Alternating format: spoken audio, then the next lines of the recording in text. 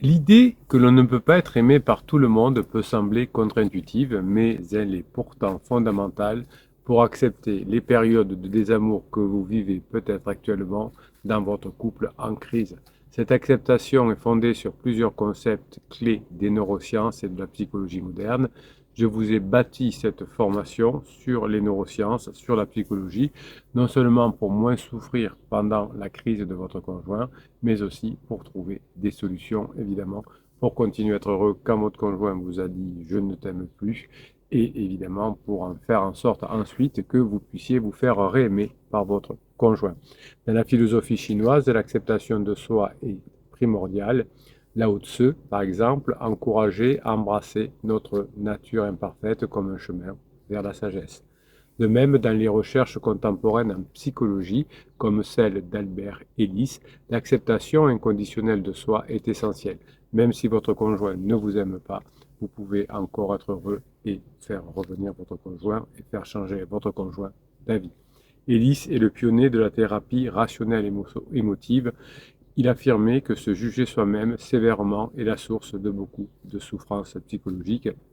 C'est pour ça que souvent, dans les commentaires des vidéos YouTube, je vous dis, ne soyez pas trop dur avec vous quand vous vous en voulez.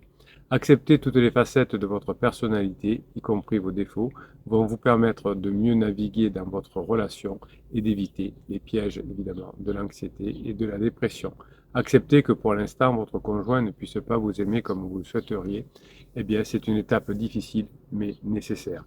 Selon une étude du Harvard Medical School, le manque d'acceptation de soi peut conduire à des troubles de santé mentale et accepter la matière grise du cerveau qui régule les émotions. Cela souligne l'importance de ne pas se définir par l'amour ou le rejet de l'autre, mais de trouver une stabilité émotionnelle en soi. Vous devez être fier de travailler sur vous, vous devez être fier de tous les sujets qui s'améliorent au fur et à mesure que vous bossez. Pendant les crises de couple, il est essentiel de comprendre évidemment que le désamour temporaire, quand je dis désamour, c'est avec des pincettes évidemment, puisque le vrai désamour, c'est juste la fin de lune de miel. Donc on va dire le fait que pour l'instant votre conjoint a l'impression de moins vous aimer ne signifie pas la fin de l'attachement. Vous êtes ensemble depuis 5, 10, 15, 20 ans, votre conjoint est attaché à vous, ce qui n'est pas le cas évidemment entre pansement et criseux. L'attachement, un concept profondément ancré dans la neurobiologie, assure un lien durable malgré les turbulences émotionnelles. Comme l'expliquent des études récentes en neurosciences, l'attachement est une base solide qui permet au couple de surmonter les crises et de se retrouver ensuite une fois que les turbulences émotionnelles se sont calmées grâce à votre travail. Cette formation vous apprend à ne pas vous concentrer sur la relation entre votre conjoint et son pansement notamment. En d'autres termes, vous ne perdrez pas d'énergie à surveiller ou à critiquer les relations que votre partenaire pourrait avoir pendant la crise. Vous allez en quelques mots apprendre à fantomiser pansement. Cette démarche permet de se recentrer sur soi et de montrer à son conjoint que vous avez changé de manière authentique et de matière autonome. Dans la littérature espagnole récente, des auteurs comme Javier Marias explorent les nuances de l'amour et du désamour. Ils montrent que l'acceptation du changement dans les sentiments est une partie inévitable et naturelle de toute relation longue. Cette perspective littéraire nous rappelle d'ailleurs que les fluctuations dans les sentiments ne définissent pas nécessairement la fin d'une relation. Au contraire, ça va être une nouvelle histoire. La phase 4, souvent les couples qui ont subi des crises sont plus forts après. La phase transitoire est terminée. Lorsqu'on traverse une crise de couple, où on a l'impression que finalement le conjoint ne nous aime plus, la souffrance ressentie est souvent intense, c'est pour ça que je suis là tous les jours pour vous aider à passer ce cap. Eh bien, dans cette formation, vous allez avoir une perspective éclairante sur cette douleur émotionnelle et comment la gérer. La formation explique que la douleur émotionnelle active les mêmes régions cérébrales que la douleur physique. Par exemple, l'insula et le cortex singulaire antérieur sont des zones qui sont importantes dans ce processus. L'insula est impliquée dans la perception de l'intensité des émotions, tandis que le cortex singulaire est associé à la régulation des émotions, à la réaction, à la douleur. Lorsque ces régions sont activées, elles produisent une sensation de souffrance similaire à celle ressentie lors d'une blessure physique. Vous allez apprendre dans la formation à gérer ce problème. L'impact de cette douleur émotionnelle est amplifié par la nature de l'attachement humain. Les relations amoureuses reposent sur des liens d'attachement profond quand vous êtes dans une relation de longue durée. La menace ou la perte de cet attachement déclenche une détresse considérable. Le cerveau interprète cette perte potentielle comme une menace à la survie, activant ainsi des réponses de stress et des réponses de douleur. Sachez que les réseaux sociaux, y compris ceux provenant de votre partenaire, activent des réponses neurologiques similaires à celles des brûlures physiques. Donc vous pouvez effectivement, dans cette formation, apprendre à moins souffrir. Des études montrent que le cerveau libère des opioïdes endogènes pour atténuer la douleur, ce qui indique la gravité de l'impact émotionnel quand votre conjoint vous a dit « je ne vous aime plus ». Je suis bien conscient que ce soit un moment difficile pour vous à vivre. Accepter que son conjoint puisse traverser une période où l'amour semble absent nécessite une compréhension de ces mécanismes cérébraux que vous allez apprendre dans cette formation. Cette acceptation peut faciliter la transition vers des phases de reconstruction relationnelle. Elle permet de reconnaître que les émotions et les attachements sont dynamiques et peuvent évoluer avec le temps et avec les circonstances. Lorsqu'on se retrouve dans une situation où notre conjoint semble ne plus nous aimer, la souffrance est écrasante. Heureusement, cette formation est là pour diminuer votre souffrance. Cependant, vous savez que la neuroscience, grâce à cette formation, va vous offrir des perspectives fascinantes sur la manière dont vous allez pouvoir apprendre à moins souffrir et mieux gérer ces moments difficiles. La formation vous apprend comment le cerveau humain est câblé pour rechercher la sécurité et l'attachement.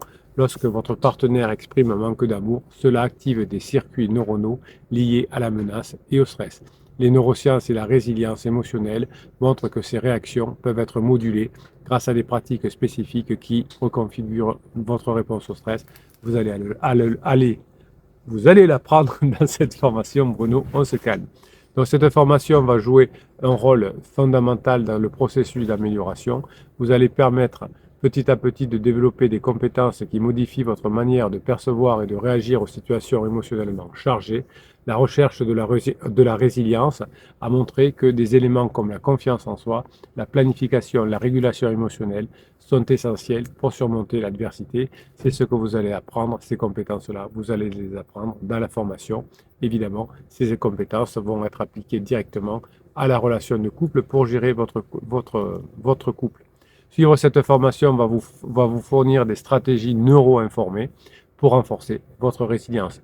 Par exemple, comprendre les mécanismes de la résilience sociale et émotionnelle vont vous permettre, grâce à cette formation, de développer des réponses plus adaptées aux défis relationnels. Cela va inclure notamment l'apprentissage de techniques de régulation émotionnelle et de coping qui réduisent l'anxiété et augmentent votre capacité à naviguer dans les périodes de crise. Cette formation va vous permettre une pratique délibérée. Les neuroscientifiques soulignent l'importance de la répétition et de la pratique dans la reconfiguration des cerveaux, des circuits neuronaux. C'est ce que votre formation va vous permettre de faire. En répétant cette formation, vous allez avoir des comportements adaptatifs et en intégrant de nouvelles manières de penser et de ressentir. Il est possible de diminuer l'impact négatif des émotions difficiles et de développer une résilience accrue. En combinant toutes ces approches que je vous présente dans la formation, vous allez avoir des mécanismes neuroscientifiques qui vont pouvoir s'inclure dans votre cerveau et vous allez pouvoir, grâce à cette formation, progressivement apprendre à diminuer votre souffrance et à mieux naviguer dans les crises relationnelles.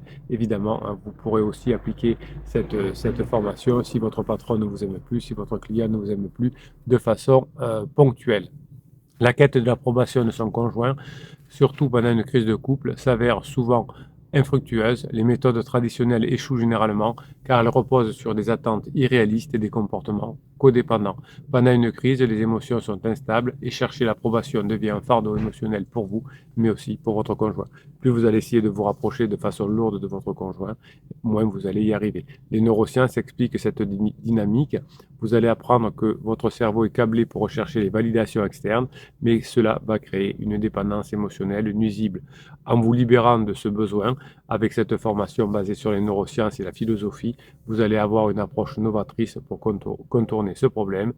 La formation vous permet de développer une approbation interne, une compétence clé pour maintenir un équilibre émotionnel stable. Si vous êtes sur YouTube en train d'écouter cette vidéo, il suffit que vous cliquiez sur le lien affiché plus en descriptif de cette vidéo pour retrouver le catalogue de 200 formations ou 250 formations, je ne sais plus, non, il y en a 220 je crois en réalité, dans celle-ci, comment faire quand votre conjoint vous dit qu'il ne vous aime plus. Évidemment, si vous êtes déjà sur la page d'explication, il vous suffit de cliquer sur le lien. Oui, je le veux. On se retrouve de l'autre côté, on se retrouve dans la formation. Je vous kiffe et je vous kiffe grave.